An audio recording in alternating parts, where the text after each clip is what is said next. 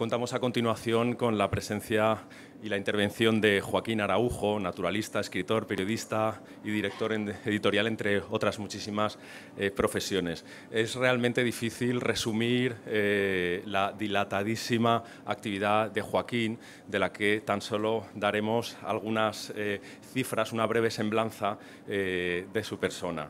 Él es campesino, ante todo, dedica la mayor parte de su tiempo a la agricultura ecológica, ha plantado un árbol por cada día que ha vivido, esto quiere decir que ha sembrado unos 24.500 árboles, luego se empeña en escribir, a hacer radio y cine documental, a dar conferencias, a hacer exposiciones y al activismo ecológico y cultural.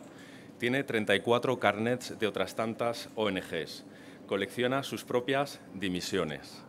Está escribiendo sus libros 101, 102 como único autor. Le han publicado además 11 como coautor y 65 colectivos. A todos ellos acompañan 8 enciclopedias que dirigió y en parte escribió. Sus 2.480 artículos han sido publicados en 143 revistas, unos 20 blogs y 15 diarios. Y sigue, y no para. Actualmente escribe con frecuencia en 7 blogs. Es comisario de 25 exposiciones, es guionista y director de 340 programas de televisión, la mayoría documentales. Ha hecho unos 5.000 de radio, casi todos con secciones propias, ha dado unas 2.500 conferencias y le persiguen los premios. De los 45 recibidos, destacan el Global 500 de la ONU. La lista VIP de Internet, un portal que analiza sistemáticamente la red para medir y comparar la popularidad de los personajes más importantes del mundo, le sitúa como el naturalista número 1 de España, en función de las referencias que aparecen en la red sobre él. Joaquín, muchísimas gracias por tu presencia, cuando quieras.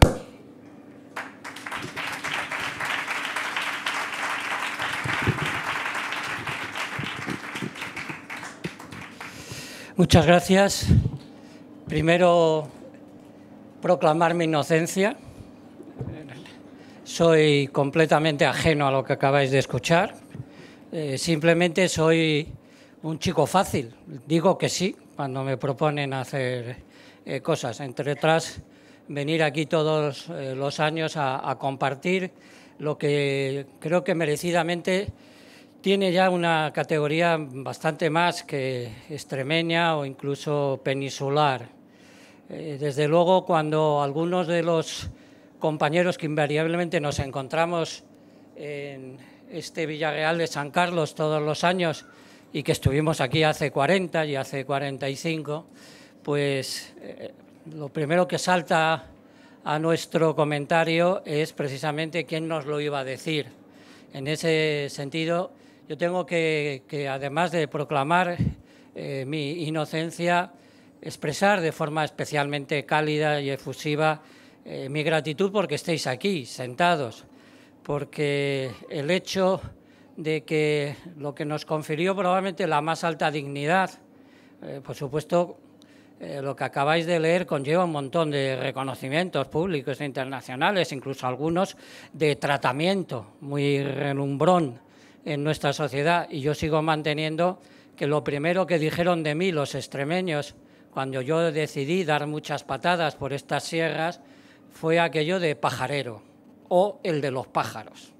Ese es un título nobiliario de primera categoría y eso, entre otras cosas, es lo que se está consolidando año tras año en esta feria internacional, que tenemos que invariablemente relacionar con algunas cuestiones que son de ámbito absolutamente esencial para la condición humana, y algunos, por elocuente que pueda parecer, tenemos que relacionarlo también con algo bastante más importante, más antiguo, más necesario que cualquiera de nuestras propias actividades o nuestro paso por la piel del mundo. Me refiero a que no somos ajenos en este momento con esta convocatoria, con este encontrarnos con los perfiles de la vivacidad en un lugar que desde luego puede ser considerado como punto de concentración de primera categoría internacional, porque realmente lo que nos traemos entre manos, esos locos pajareros, esos chalados que dedicaban horas a la contemplación de las aves, es seguramente la tarea más difícil, más importante que se ha planteado el ser humano.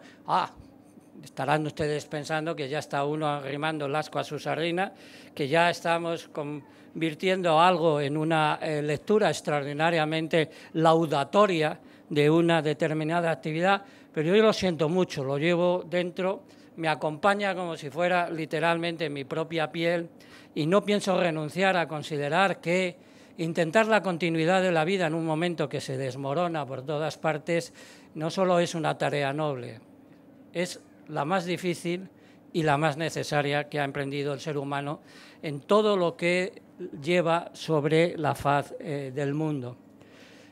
El de los pájaros, que son todos ustedes, que somos todos nosotros, el pajarero, desde luego a veces ignora algunas cosas y no porque no las conozca directamente, sino porque también, de la misma forma que se podría decir que yo he hecho un acto de una cierta condición orgullosa, una cierta, en fin, posición de autoelogio, también es cierto que a veces nos da un poco vergüenza, nos da un poco de timidez el reconocimiento de la extraordinaria labor que hacemos y de lo que significa, lo que nos traemos entre manos.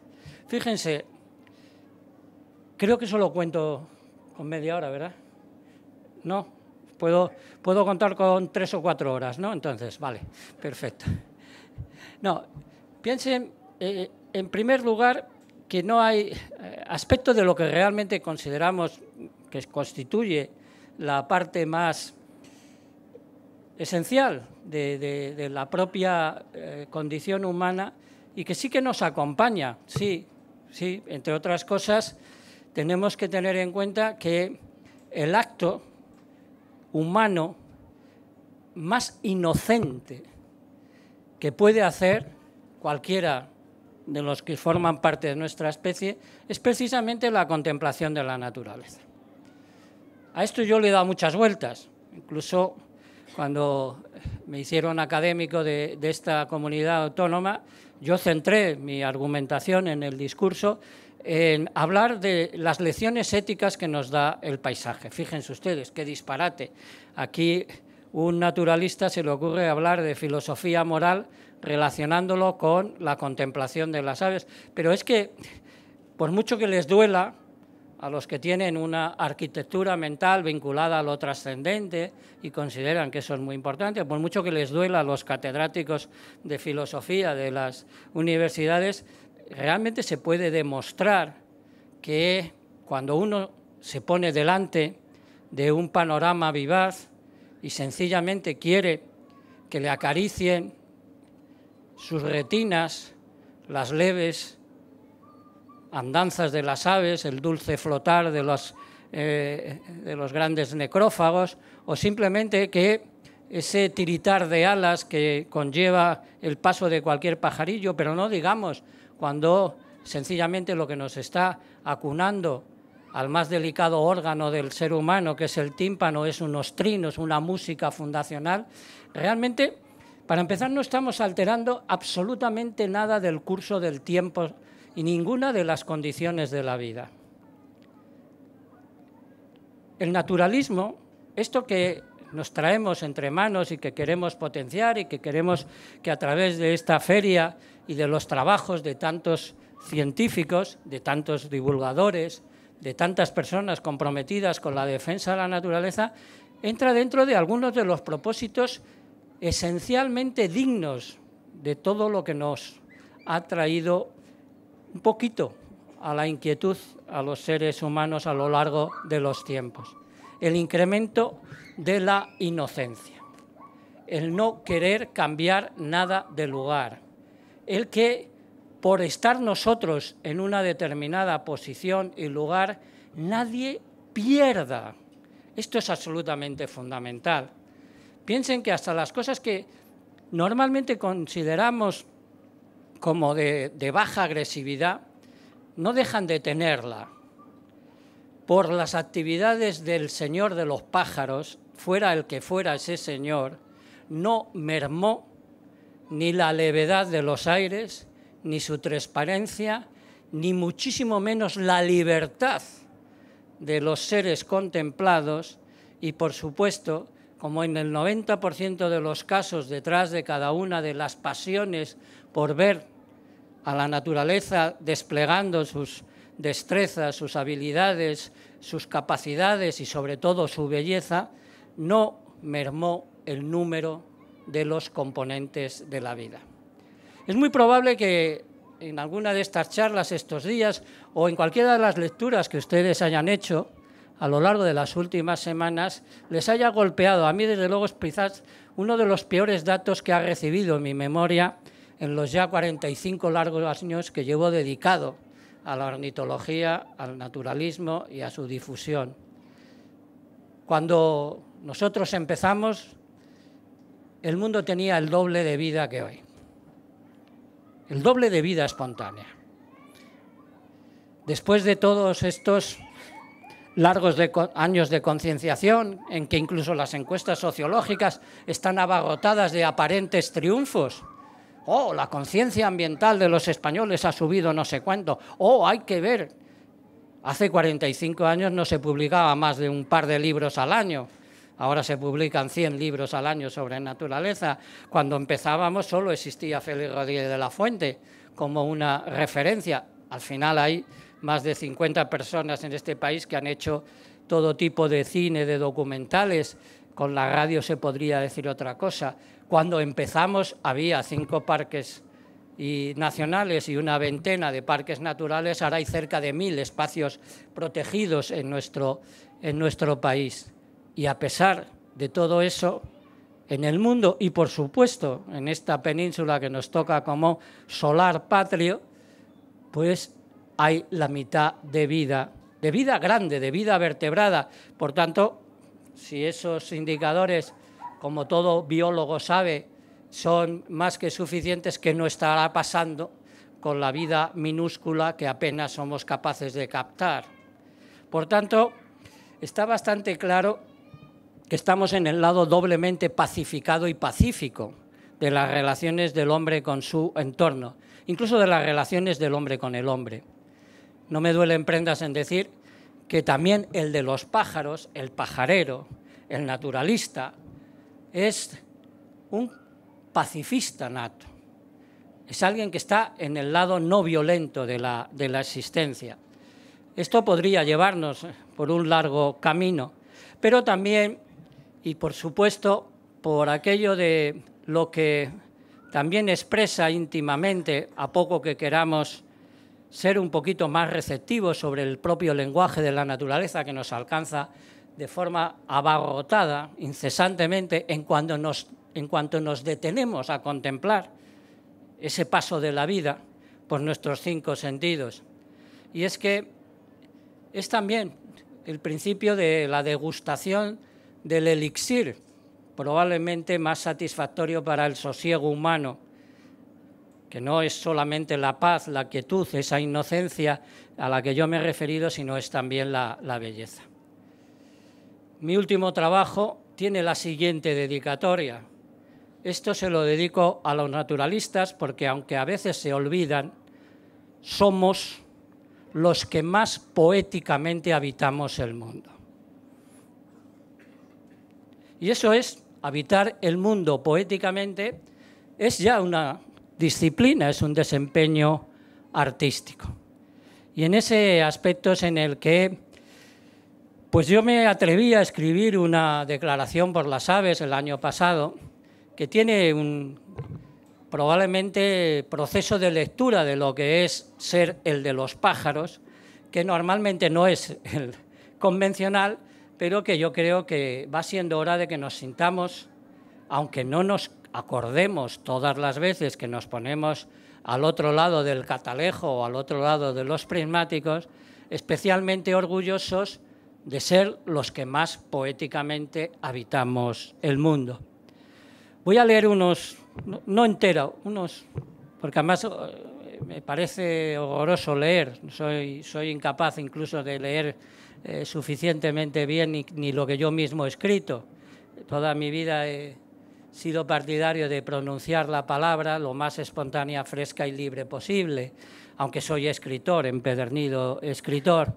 Pero dejadme que lea algunas pinceladas de este manifiesto que afortunadamente la Sociedad Española de Ornitología tuvo a bien publicar en varias versiones, para que quede un poquito más subrayado lo de esa capacidad artística, poética de la ornitología.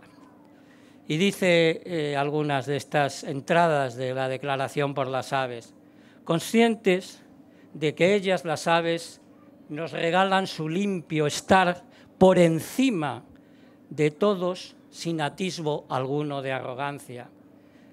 Agradecidos de que nos cieguen con su canto y nos dejen sordos con el color de sus vuelos. Admirados de que su leve fragilidad acometa la más arriesgada aventura viajera, enriquecidos por los muchos nuevos saberes que de ellas han manado, emocionados por ser ellas las aves arte del aire.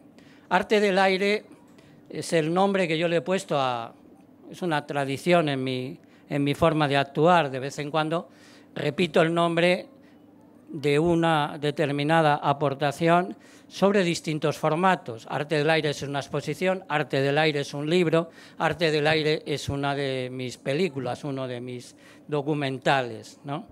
Pero después me salto la parte desagradable de este manifiesto poético, que es en la que me desgarro en compañía de todos los amantes de las aves por las afrentas que sufren, por ese haber quedado reducidas al 50% a pesar de los esfuerzos. Y quiero recordar cuál es el propósito de un manifiesto en favor de las aves. Nos alegramos de seguir viendo cómo su paso se convierte en colores y su estar quietas en música. Confirmaremos que su presencia es un diagnóstico feliz de la salud de un todo, y lograremos que su supervivencia y recuperación sea el logro de una humanidad más culta y, por tanto, más humana. Gracias, y que las aves os atalanten como llevan atalantándonos a todos desde hace mucho tiempo. Esto, junto con lo que ha sido la tarjeta de presentación de Joaquín Araujo, es algo que es producto no mío. La verdadera forma de comprender la naturaleza es lo que ha puesto a disposición de todos y cada uno de nosotros, no solo para que seamos posibles biológicamente, sino para que seamos posibles intelectualmente. Esta mañana, con un grupo de alumnos de un instituto de Plasencia que me han hecho una preciosa entrevista, me preguntaban qué era lo más importante de esta naturaleza que nos rodea. Y yo les he contestado sencillamente que han hecho posible que todos y cada uno de nosotros llevemos incorporada a nuestra realidad física la totalidad de la historia de la vida. Y esto se nos quiere olvidar constantemente. Es uno de los tropiezos intelectuales más trágicos, entre otras cosas porque desemboca en la minusvaloración, la negación de la importancia del mundo que nos rodea y inmediatamente el desprecio, la agresión, la herida y hasta el sacrílego, ir desabasteciendo todos los hilos de la vida de este planeta. Pero yo les acabo de afirmar que no soy responsable de todo lo que se ha dicho que soy capaz de hacer. ¿Por qué? Porque lo ha hecho esta tierra. Fíjense ustedes, las lecciones que a mí inmediatamente, desde el primer día que pisé Extremadura, me dio su paisaje, han sido las inspiradoras de todo ese trabajo. Yo he considerado con forma y con fondo como mi maestra al conjunto de la naturaleza extremeña. No me quedé en eso, incorporé un rasgo mucho más cercano a lo que normalmente valoramos. Sí, acordarnos de que cualquiera de nuestras células, que por cierto se renuevan cada pocos meses, y que no solo no nos enteramos, sino que no somos capaces de lanzar un mínimo agradecimiento por lo que inventaron las células hace más de 3.000 millones de años, inicialmente las bacterianas, ¿no? Bueno, a lo mejor estoy yéndome muy lejos, pero aquí al lado, en nuestros padres, en nuestros abuelos, en nuestros bisabuelos, tenemos otra escuela extraordinariamente oportuna para acordarnos de todo lo que han puesto los que estuvieron antes que nosotros y que de alguna forma están en una desembocadura evolutiva, en una desembocadura temporal, que somos nosotros individualmente. ¿Y de quién estoy hablando? Estoy hablando de la cultura rural. Sencillamente porque el paisaje extremeño es el que todavía alberga más cultura rural.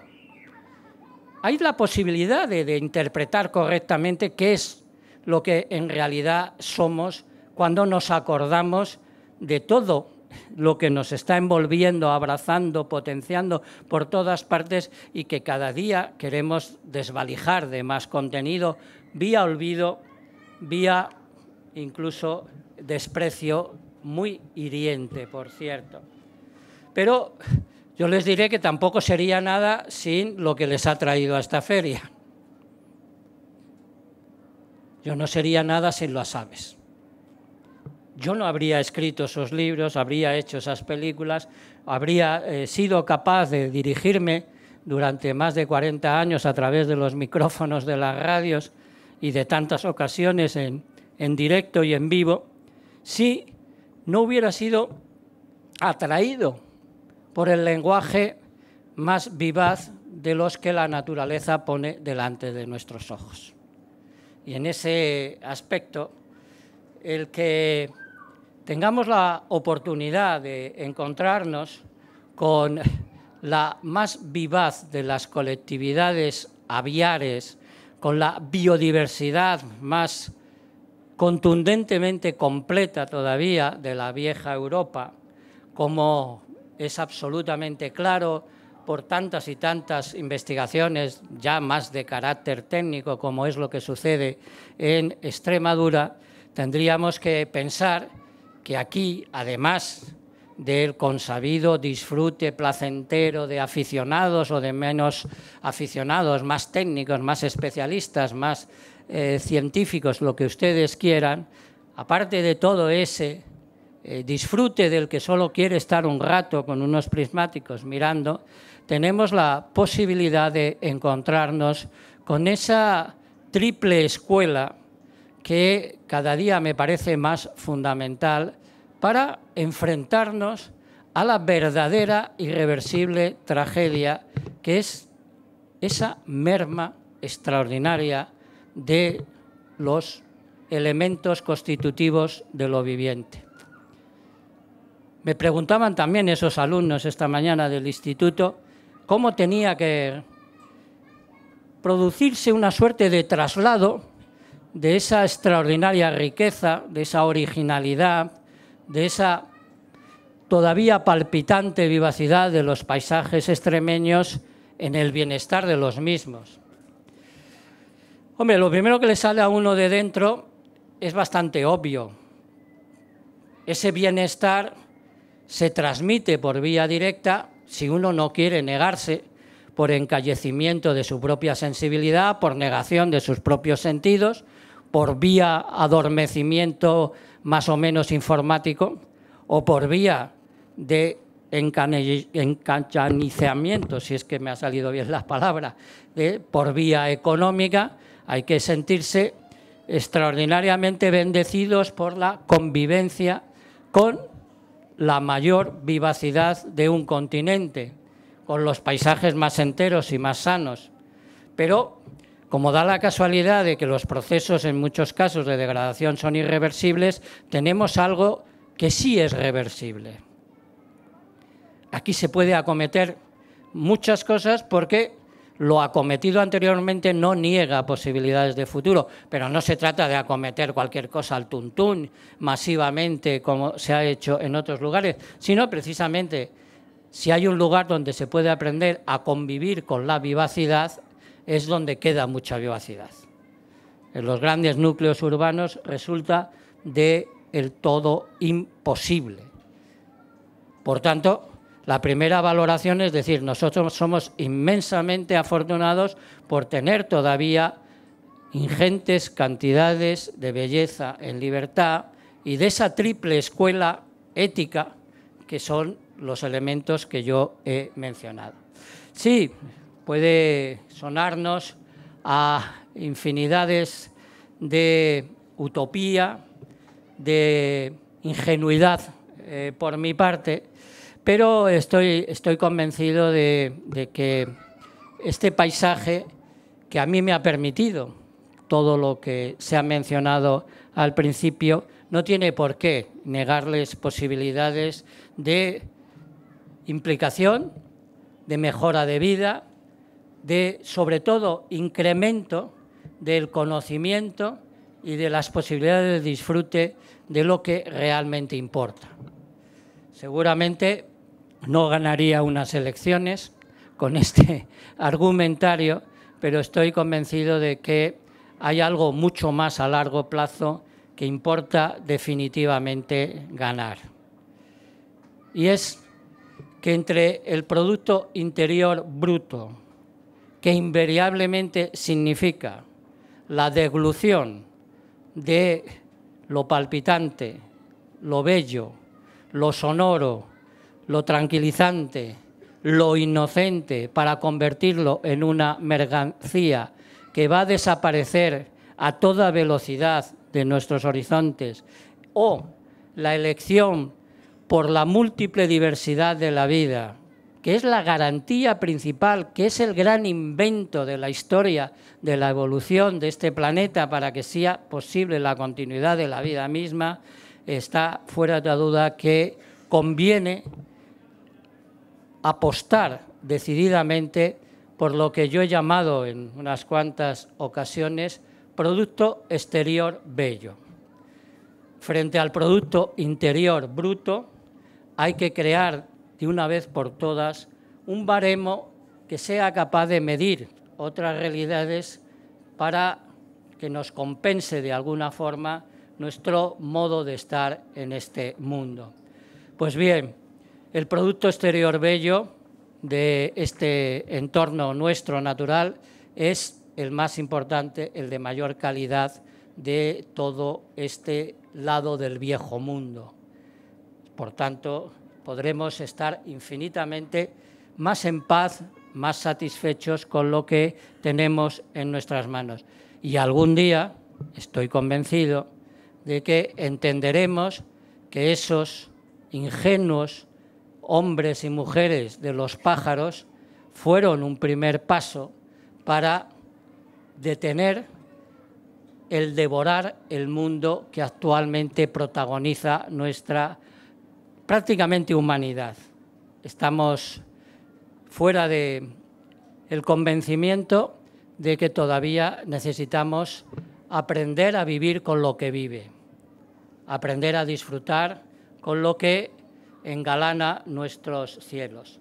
Sin duda, cuando eso sucede, estamos mucho más cerca de encontrarle un sentido a esto que llamamos vivir. En realidad, yo doy las gracias como despedida a esta Extremadura, a estas aves y a esta cultura todavía cerca de lo esencial, porque me han enseñado a vivir y me han enseñado a contárselo a los demás. Muchas gracias y que las aves, que Extremadura, que sus espacios naturales y que sus mayores les atalanten como a mí me han atalantado estos últimos 40 años. Muchas gracias.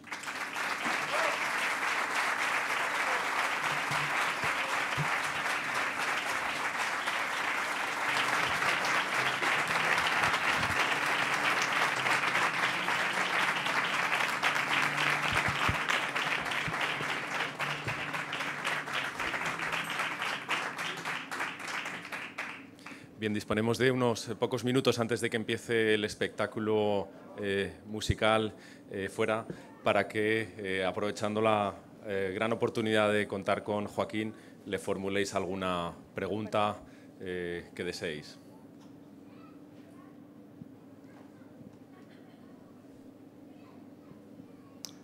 Hola Joaquín, buenas tardes, bienvenido.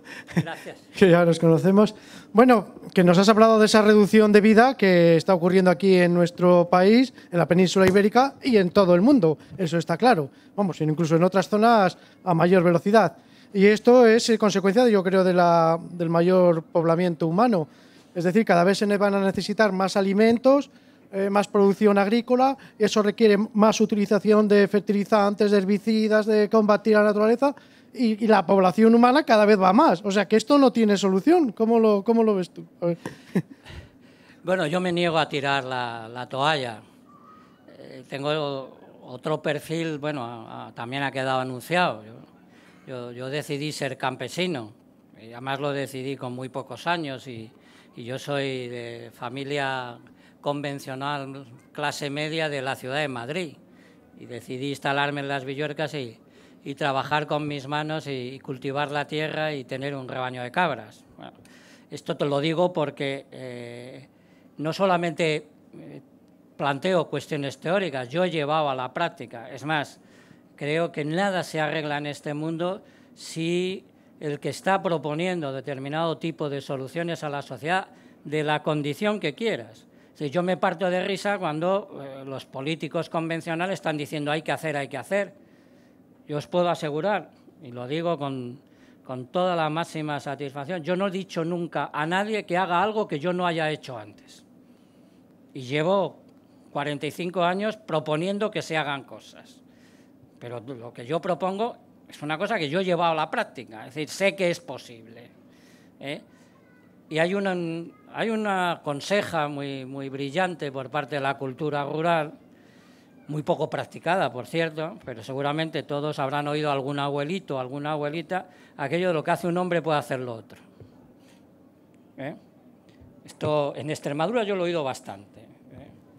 Sí, tú te pones a poner ladrillos y los primeros 10 los pondrás peor que el albañil, que lleva puestos 6 millones de ladrillos, pero acabas poniendo ladrillos. Es decir, lo tremendo es la prédica, que además en el lenguaje convencionalmente político es casi como los predicadores religiosos que luego abusan de niños. Es prácticamente lo mismo. Siempre hay que ser muy bueno, pero yo cuando me doy la vuelta voy a hacer otra cosa distinta. Por tanto, y este prolegómeno viene a cuento de que en el campo de la producción primaria está perfectamente ensayadas las soluciones. En el campo del aprovisionamiento energético están perfectamente ensayadas y demostradas que se pueden hacer las cosas de otras maneras. En el campo, aquí hay varios amigos que están en el sistema educativo, todos sabemos. De hecho, esta mañana con los mencionados alumnos del Instituto de eso me dicen, oiga, pero ¿cómo aprendemos lo que usted dice? ¿Cómo aprendemos a sentir esta satisfacción, esta alegría, esta inocencia por ser admiradores y contempladores de la naturaleza? Pues practicándolo. Yo he tenido auténticos grupos de alumnos, he tenido hasta maestrías de posgrado, que les he hecho ir al campo. Aquí delante tengo a un buen amigo que lo practica profesionalmente, turismo de naturaleza, guiado, en el que no solo es, miren ustedes, esto es una hiedra, esto es un hongo yesquero y aquello es el pito negro o el pico dorsiblanco. No, es, oiga, vamos a ver que estamos oyendo, está interpretación de las melodías de la naturaleza, interpretación de lo que significa un árbol, cómo funciona, cómo es el ciclo hidrológico, es decir, una auténtica entremezcla de la información técnico-naturalística, científica, con todo lo que puede suscitar emocionalmente ese contacto con la naturaleza. Por tanto, también es posible la educación sentimental. Lo que pasa es que oficialmente está prohibida prácticamente. Y, por supuesto, están adormecidas las emociones porque como ya toda nuestra avidez se satisface a través de la emoción embotellada en la tele y en los medios de comunicación, bueno, pues hay que embotellar un poco más a esa y desembotellar la de la naturaleza. Pero luego incluso en el gran circuito económico también lo tenemos ensayado, también lo podemos hacer de otra forma. Que no se quiera hacer porque hay poderes infinitamente fijados y establecidos en nuestra sociedad que ya se encargan, y se encargan porque tienen capacidad y tienen fuerza y tienen dinero para Si quieres, hasta se podría utilizar la terminología desviar la atención. Fíjate, dijo uno de los grandes poetas del siglo pasado que nuestro problema era que lo insignificante había sustituido a lo esencial. Y para colmos, están incesantemente convenciéndonos de que lo insignificante es lo importante y lo esencial es de lo que he querido yo hablar, a través del mensajero por excelencia, que es el pájaro. El pájaro es la especie de Mercurio, de un Hermes mitológico que nos está contando todo lo que lleva también detrás de cada aletazo la historia de la vida. Por eso digo que sí que hay solución. Hay que ponerse a ello. Y en todos los campos. Has hablado de la población. Claro, somos el doble que cuando yo nací y en estos momentos yo tengo a mi disposición, estadísticamente hablando, por supuesto, la mitad de tierra que tuvo mi padre para cultivar, mi padre tenía la mitad que su abuelo, que es decir, su padre. Por supuesto es un problema extraordinario. ¿Por qué? Porque se pierde anualmente el equivalente a un país como Grecia por erosión. Todos estos datos, los que estamos bregando todo el día en los medios de comunicación y llevamos una plurimilitancia también desde hace 45 años, los tenemos a la orden del día. También tiene solución, pero hay que ponerse a ello. Hay que ponerse a ello con la seriedad de una de las formas de solidaridad, de justicia y de pacifismo más importante que existen en el mundo. Cuando se habla de control de la natalidad, habrá quien se rasgue las vestiduras, habrá quien diga que es un genocidio. No, un control de la natalidad libremente aceptado por sus protagonistas y, por supuesto, sin aborto, es la cosa más solidaria, más pacífica, más limpia y más justa que se puede hacer.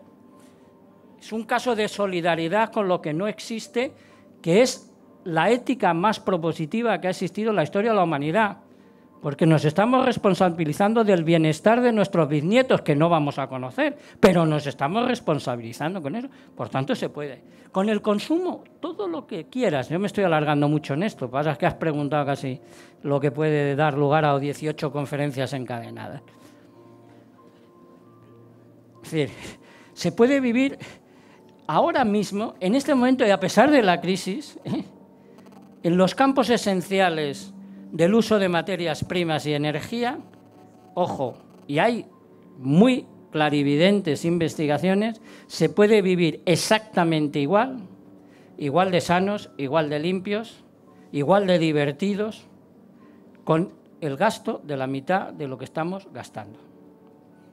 La mitad. Si te pones en el plan un poquito, aquí abro un paréntesis, la austeridad voluntariamente aceptada, libremente pactada contigo, es principio de libertad y de felicidad. Como te la mande el gobierno, es la mayor putada que se le puede plantear a uno. Pero si tú eres el que decides, que yo siempre lo propongo, ¿no? Yo digo, mira, hay la posibilidad de elegir ser austero en la vida. Cuando decides ser austero, vamos, empiezan a funcionar miles de cosas y te encuentras infinitamente mejor. Es como adelgazar cuando te están sobrando unos kilos. Cuando consigues llegar a tu peso es que empiezas a volar, casi como los pajarillos, ¿no? Pues exactamente igual pasa con el peso de todo lo que son. Hay solución, ¿eh? Es más, los más cercanos a la solución más necesaria somos los que estamos en el lado de la vida en su más amplia acepción. Porque puede haber algún energúmeno exaltado, maximalista, integrista, ecólogo profundo o ecologista profundo, por supuesto, pero ninguna de nuestras aportaciones a la conservación de la vida están hechas a despecho o a merma de ninguna de las condiciones o parámetros de la humanidad. Todo lo contrario. Por tanto, sí hay soluciones en todos los campos. Difíciles, en estos momentos minoritariamente propuestas, todavía más minoritariamente recibidas por la sociedad, porque el porcentaje en la que se divulga, a pesar de que soy un privilegiado, porque llevo 45 años haciendo televisión, prensa, radio y tal igual, pero no os engañéis. Ayer se presentó un libro en Madrid apasionante sobre las plantas, sobre la fisiología vegetal. ¿Saben ustedes cuál es el dato más importante de ese libro? La biomasa terrestre que representan los vegetales supone el 99,7% de la vida del planeta. La totalidad de la biomasa animal del planeta es el 0,3% de la vida del planeta. La totalidad de la biomasa del Homo sapiens en el planeta es el 0,3% de la biomasa animal.